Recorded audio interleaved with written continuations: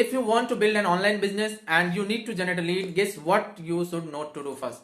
Any kind of cold calls, cold emails, cold messages on Instagram, just forget it because it sucks. Frankly, it can work, but it is a super time consuming, and I don't know about you, but I hate it. So here what you can do instead of it: first you need to create a content, and it needs to be focused on a specific type of knowledge, and it should be in a specific type of format, and don't try to do it for all. Don't try to please everyone. Stay focused on the super niche. Now this is a pure attraction. Don't even try to sell here.